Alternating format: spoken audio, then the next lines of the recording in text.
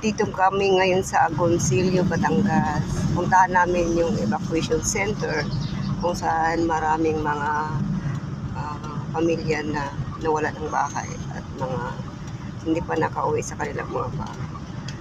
Doon kami mag-relief operation. Kasama namin yung Office Vice President.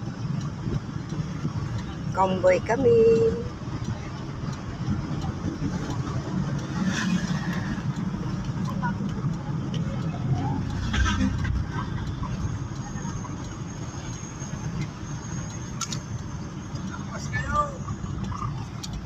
Naligaw na naman. Naligaw na naman.